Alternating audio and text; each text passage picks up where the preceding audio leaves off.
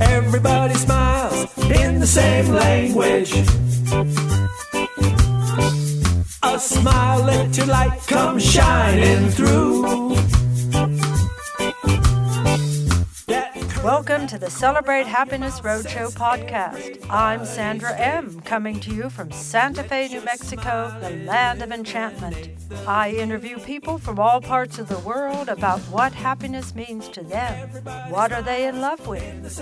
In each episode, we'll give you a key to happiness to include in your life. And of course, we'll play a happy tune from my live Celebrate Happiness Roadshow. A smile doesn't cost you anything. Today we're talking with Chef Johnny Vee, who is celebrating his 25th year as the creator and director of the Las Cosas Cooking School in Santa Fe, New Mexico. John's career traveled from New York through Sydney, Australia, and finally Santa Fe, New Mexico. In addition to teaching cooking for over 30 years, John writes a food column for New Mexico Magazine and the Santa Fe, New Mexican newspaper, and his popular cookbook is Cooking with Johnny Vee. John also can be heard hosting the food radio talk show Bits and Bites with Johnny Vee on 1260 AM. And he is a founding member of the Chefs for Cooking with Kids program in New Mexico Public Schools. Most recently, John joined the guest curator staff of the New Mexico History Museum, creating and building exciting exhibits that celebrate New Mexico's vast and unique food history, launching in July of this year. Welcome, John. I'm so excited to talk to you about happiness and cooking. I love it, and I don't often get to expound on this lovely topic. Mostly, I'm talking about what appetizer and main course I could prepare for someone to make them happy. But this is the perfect correlation between my life, my world, and we certainly need more happiness in all of our worlds. Well, I want to always start off with my first question, and maybe you've already sort of answered it, but John, what makes you happy? I mean, what are you passionate about? Could you tell us? Yes, I think probably cooking, I think I started very young. And I also actually wanted to go into the theater as a performer. Did a lot of musical stuff in high school and stuff. But along the way, I also started cooking really young, 16 years old in a coffee shop in Rochester, New York, where I grew up. And I think I saw how happy I worked at a Woolworth's coffee shop, and early on realized, look how happy people are when they get their great big hamburger and their chocolate milkshake. So I thought, oh, this is an interesting way to make someone happy. Little by little, I realized how hard and uneven the joys of working in show business would be, because you have to audition and you have to try to get the part. So I think I leaned more toward the cooking world because it's kind of a built-in happiness. There rarely is any unhappiness involved with giving people food, even if it's a simple hamburger with a chocolate milkshake. Really? This is interesting, the concept of built-in happiness, that food and having, now, is it different with different types of food, for instance, like gourmet, or I'm not much of a cook myself, I have to admit. I mean, a souffle to me is like, okay, ooh, but Yeah, How does no, that, is there all food? Mm-hmm. yeah, I think it's almost like we make jokes, is there such a thing as a bad pizza? I mean, at the end of the day, you're still getting your hunger satisfied. If it's a good pizza, maybe if there's pineapple on there, you're not happy. But like you mentioned, as we talked earlier, it really eating is a fundamental part of our lives. There's no way around it. We do, as we mentioned, at least 3 times a day.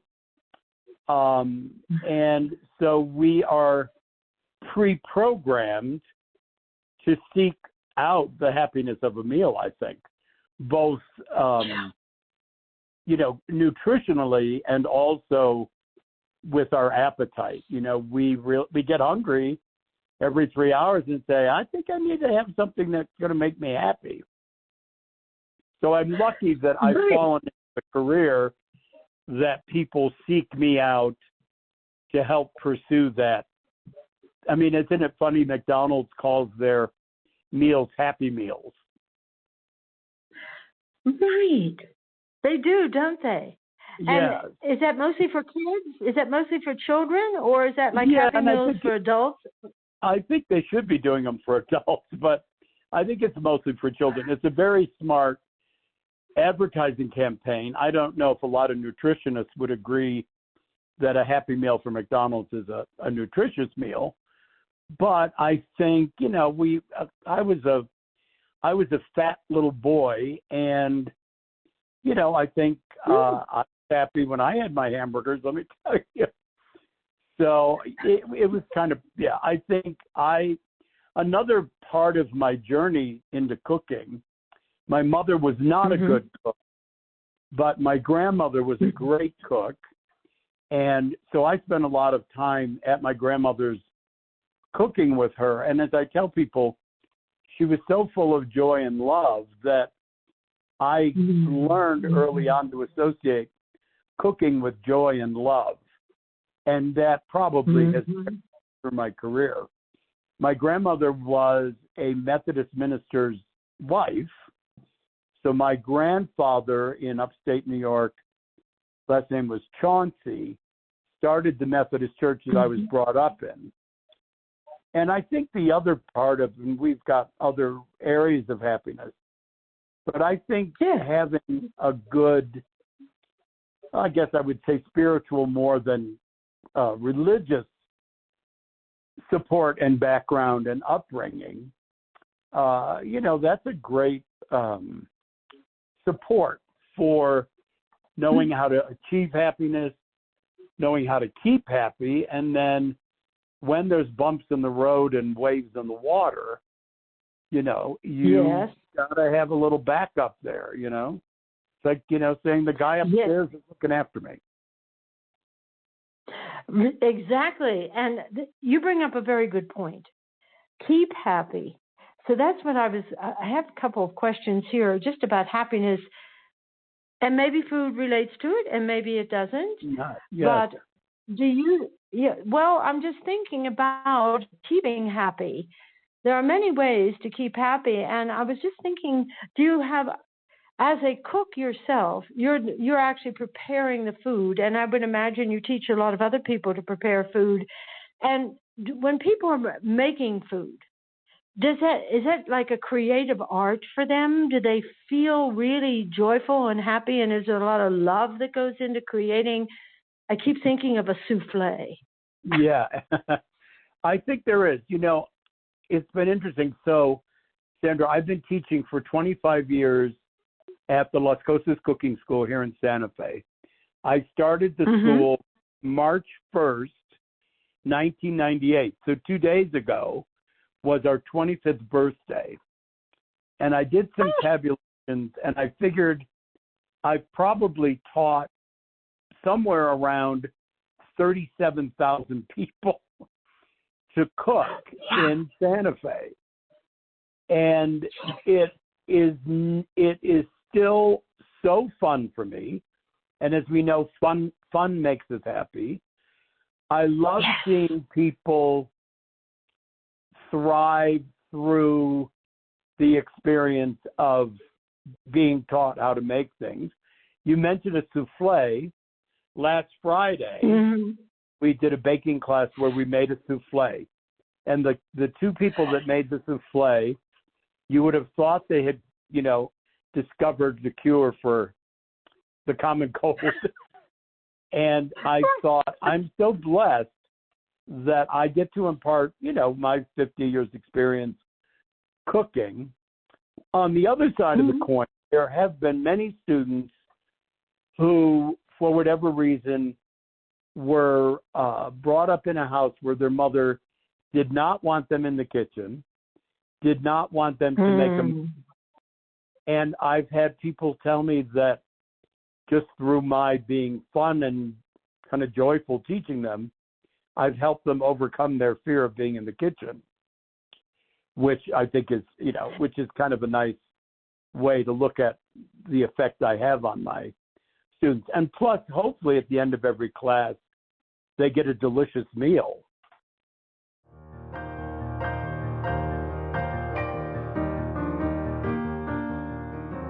Join Sandra M. for her live performance of the Celebrate Happiness Roadshow, a toast to love and happiness in life, an uninhibited musical adventure guaranteed to awaken your happiness vibe. Celebrate with upbeat rhythms, love songs, and fun stories, some told by you in the audience. Sandra's musical guest and accompanist, Todd Lowry, sings his hopeful and happy originals.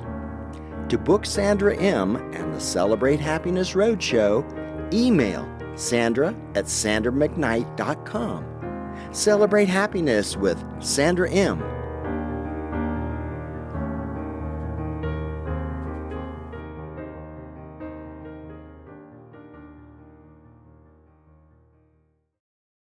Well, I was just thinking, in a way, you're being your grandmother. Maybe not really thinking about it consciously, but the joy and the love that your grandmother had for cooking and instilled in you, you're just sending that along to how many kids? 37,000? I think so. Yeah. I figured how many people a year, roughly, times 25 years.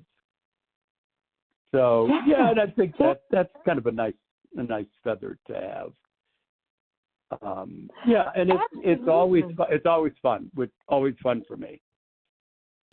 Well, you seem to be a fun person. I mean, outside of the cooking world, what else do you do that makes you happy? I mean, that you like to do, or is that it? Just cooking? No, that's a great question.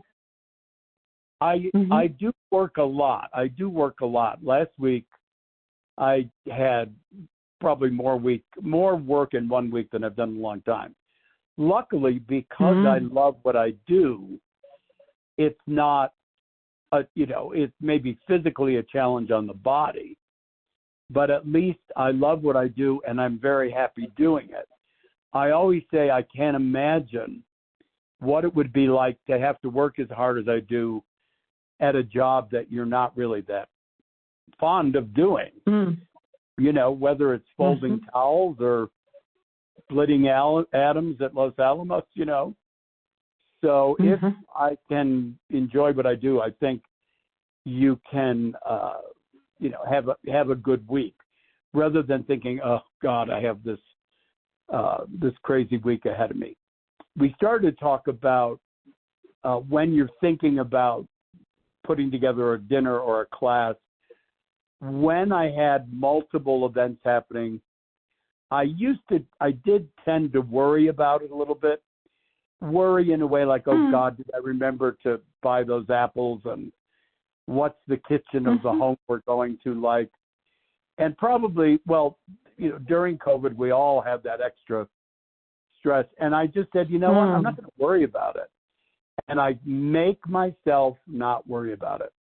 And that may be one way of taking charge of our personal happiness and saying, what's that? Remember that song in the 80s? Don't worry, be happy. What? Yes. And I probably use that as a mantra. Who was that? I can't remember. It was. Who was it? Don't worry, be happy. Yeah, it was. Yeah. So that is how I keep going. My other joy is music, and I realize many of the songs I regularly play are happy songs about happiness.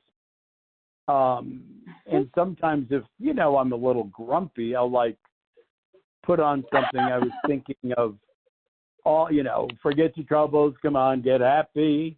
You got to shake all your cares, And because I wanted to be in the theater and wanted to be in musical theater specifically, I have in my brain so many thousands of songs that I can just click my little head and play them. So I wish I probably that maybe I went into the theater, but I think I've been lucky because teaching is my little performance. And I think even though my audiences are only maybe 12 at a time, that's okay. I think I am pretending I'm on stage when I'm with them. It's funny. It's sort of like a cabaret cooking school, right? I like it. 12 people. Yeah. Could call it the cabaret cooking school, right? And I'm going to trace back a moment. Okay. Make myself not worry about, this I think is very important for our listeners because people do, whether they're consciously doing it or unconsciously doing it, at least you were aware that you were worrying. A lot of people are not even aware that they're worrying. And so some tips on how to not worry. One is to get into your music, evidently. You've just said that. Do you play the piano also, or are you talking about playing? No, I'm probably playing music on the format. MP3. I did play the piano as a child, but I never kept up. But I think I, learned about music from a young age. So I sort of have, I think, an understanding of, music and stuff. There's so many great movies about music. My latest favorite was about Leonard Bernstein, the movie Maestro, which I just dined on. But yeah, and then one way that I stopped myself worrying is definitely through meditation. And I don't know if you're familiar with a woman from the 80s named Louise Hay, who was amazing and written many, many books. But I realized I've got a meditation tape that's actually available online now by Louise Hay called Evening Meditation. And if I have a hard time turning off all the problems of the world, I can actually tune into that and clean out the cobwebs from the day, and it recharges me. And then at the end of it, she sends you off into the next day with great, happy, powerful thoughts. So, and I think we need to shut off the terrible things happening in the world, which people say they've always happened, and I certainly don't watch television before going to bed or ever really. Now, here's the thing I like. We have the cabaret cooking school, and then we have dusting off our worry cobwebs. I love that concept. Yes, because you're talking about the cobwebs, and I just put the worry in there. And now I know who Louise Hay is. Louise Hay is a marvel, and I follow a lot of her devotees. I think Wayne Dyer was one of her people who's now passed on, but Joe Dispenza is another one, and Bruce Lipton. All of these people are spiritual people. Right. Now, here's another idea I wanted to ask you about.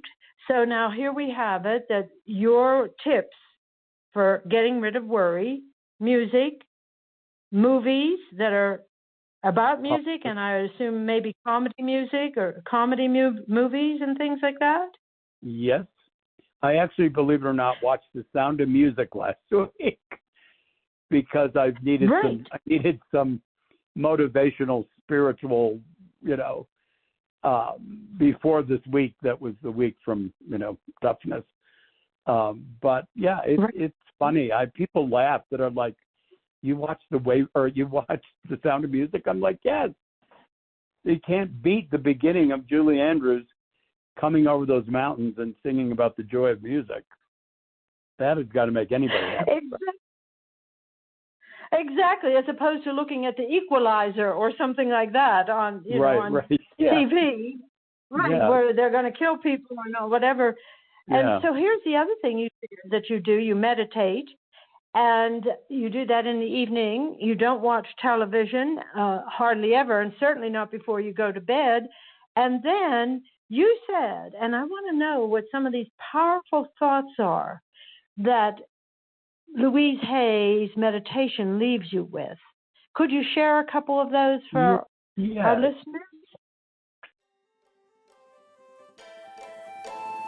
We invite you and yours to an intimate 14-day happiness journey to Bhutan, the lost kingdom of happiness, coming in May of 2024.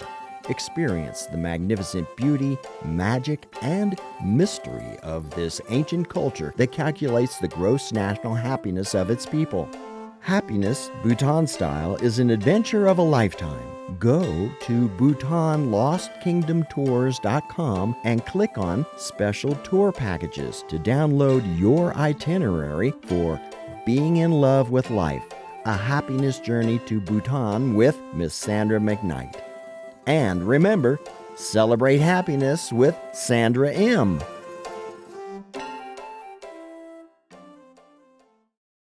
Yeah, I'm thinking I listened to it for 20 or 30 years. I should have it memorized. But, first of all, she says at the beginning, the day is over, and whether you had the best day or the worst day, it's over, so let it go.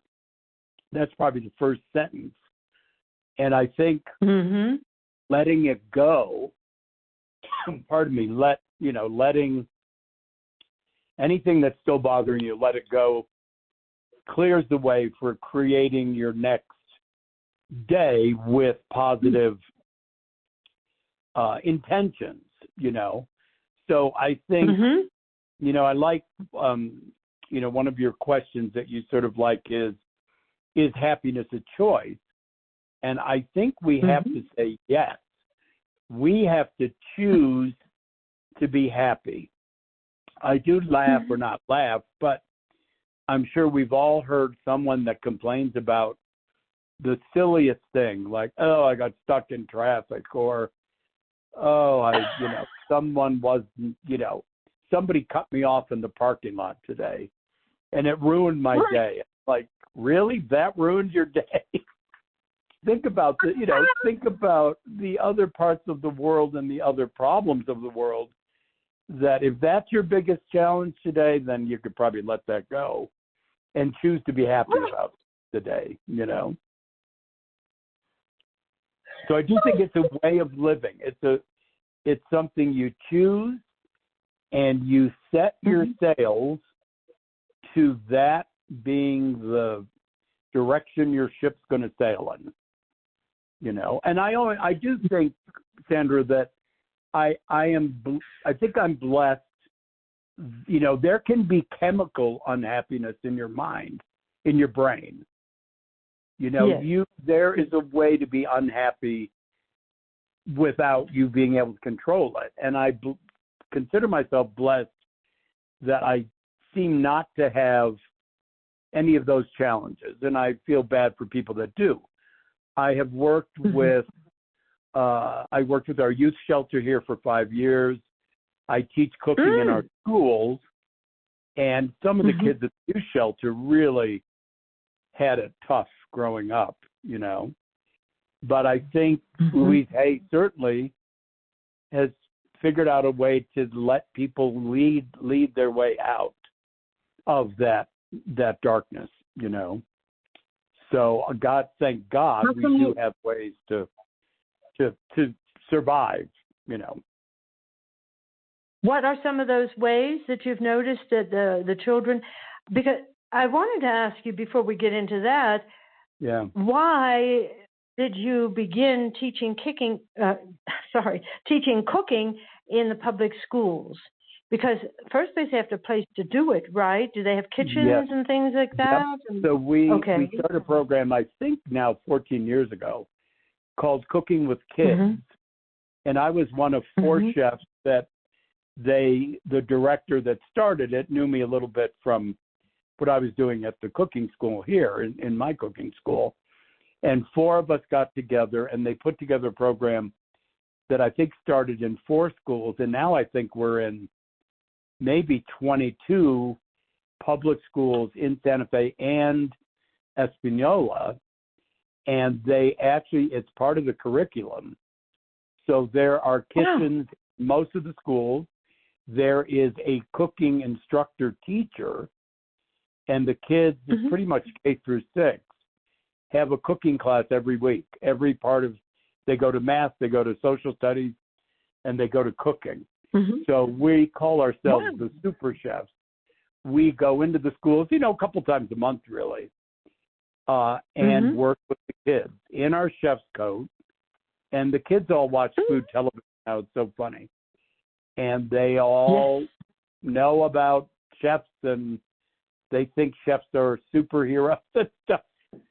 So it's good. And I think I fell into it. I do a summer cooking camp for kids at my school for a week in July. And it's always so fun.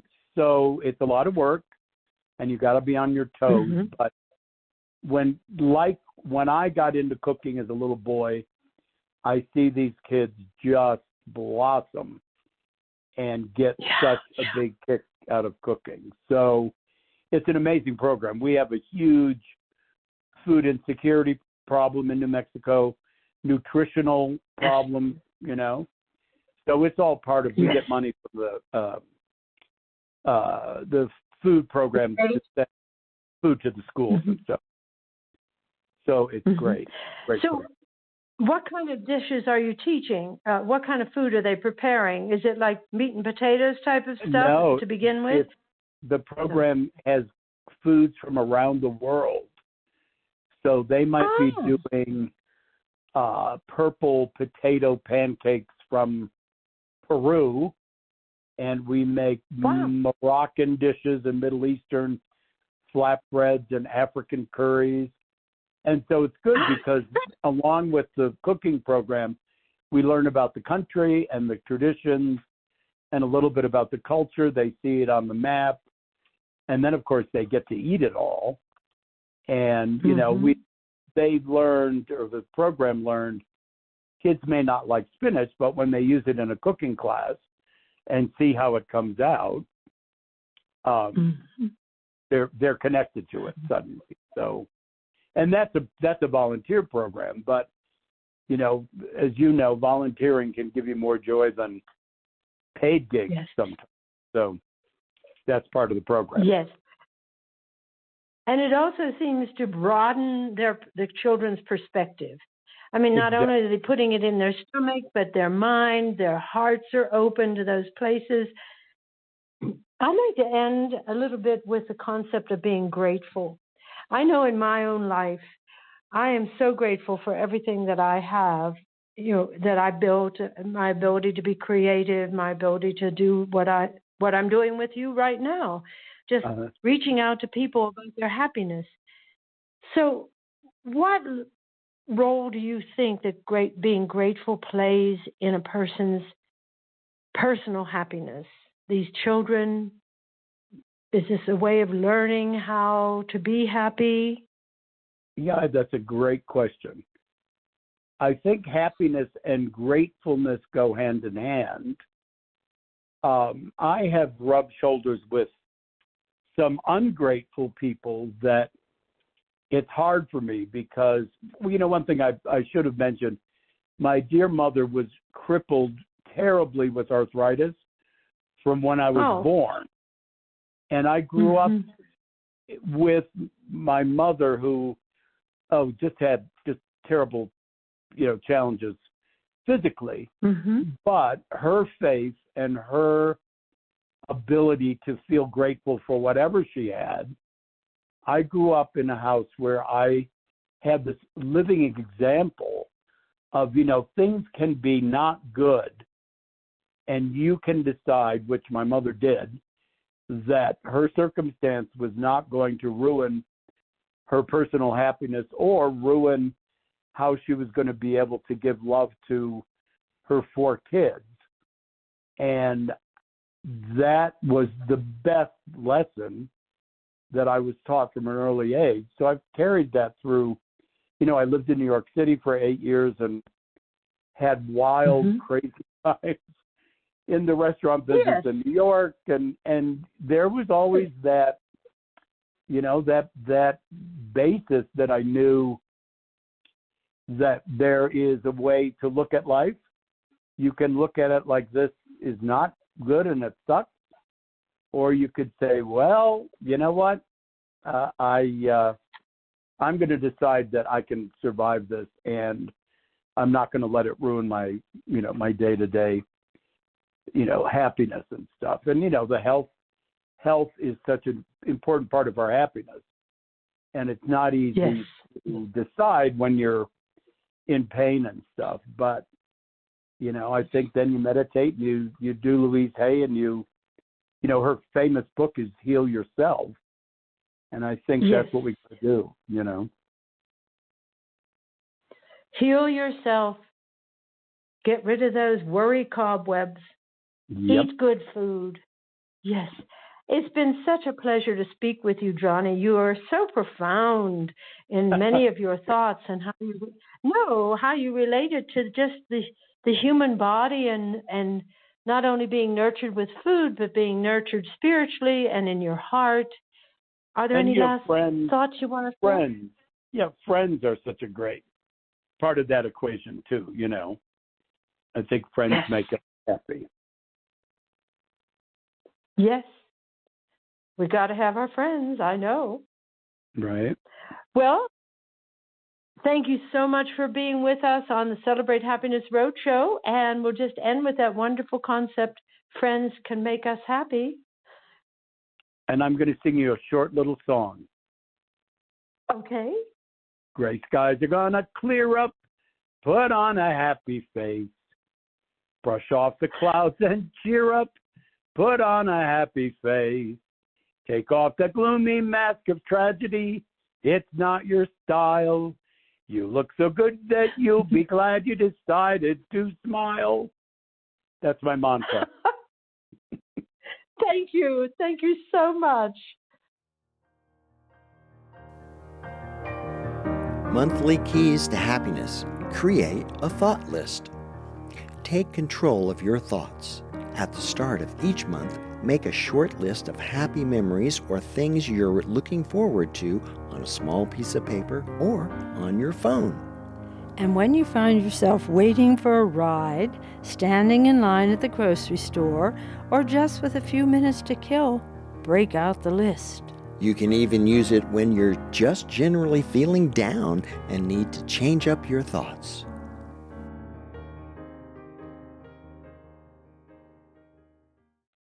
Newsflash, please sign up for your personal copy of our Keys to Happiness at sandramcknight.com. Thank you for tuning in to the Celebrate Happiness Roadshow podcast. And if you've enjoyed the conversation, please help spread the word by sharing our podcast with your friends and family. Before we go, I'd like to thank today's guest, Chef Johnny Vee, for sharing his happiness story.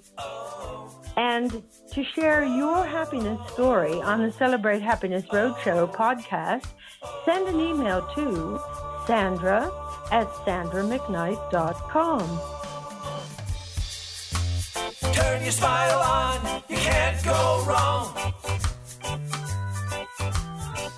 You'll find that love is all around.